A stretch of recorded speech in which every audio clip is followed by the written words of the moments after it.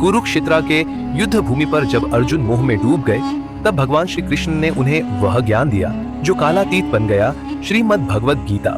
ये कथा शुरू होती है उस क्षण से जब अर्जुन अपने ही परिजनों को सामने देखकर युद्ध करने से पीछे हट जाते हैं। धृतराष्ट्र बोले, संजय, कुरुक्षेत्र की भूमि पर क्या हो रहा है? संजय बोले, राजन, युद्ध भूमि पर शंख बज चुके हैं और दोनों सेनाएं आमने सामने हैं। अर्जुन अपने रथ में खड़े हैं, सारथी रूप में श्री कृष्ण उनके साथ है।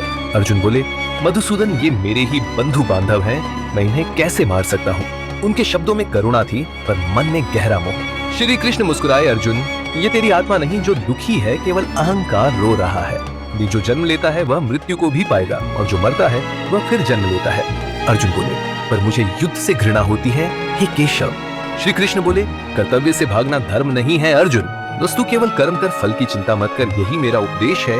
अर्जुन के भीतर प्रकाश की लहर उठी, मानो मोह के बादल छंट गए हों। वह बोले, हे केशव, अब मैं समझ गया, मैं युद्ध करूंगा। श्री कृष्ण मुस्कुराए, अब तू मेरा साधक नहीं, मेरा साधन है। उस क्षण रथ केवल रथ नहीं रहा, वह ब्रह्म ज्ञान का मंदिर बन गया। संजय बोले, राजन, इस समय भगवान स्वयं अर्जुन के माध्यम से बोल रहे हैं। धृतराष्ट्र के चेहरे पर मौन पसरा रहा, जैसे पहली बार उन्होंने प्रकाश को महसूस किया हो। श्री कृष्ण बोले, जब मन स्थिर हो जाता है तब आत्मा ईश्वर से मिलती है। अर्जुन ने अपना धनुष उठाया, अब वह योद्धा नहीं, ज्ञानी बन चुका था। श्री कृष्ण बोले, यही गीता का आरंभ है अर्जुन, ज्ञान का युद्ध अब शुरू होता है। अगर आपको यह कथा पसंद आई तो स्टोरीज विद प्रत्युष चैनल को सब्सक्राइब करें। अगले भाग में जानिए जब श्री कृष्ण अर्जुन को आत्मा कर्म और धर्म का गूढ़ रहस्य समझाते हैं। गीता का दूसरा अध्याय, आत्मा अमर है।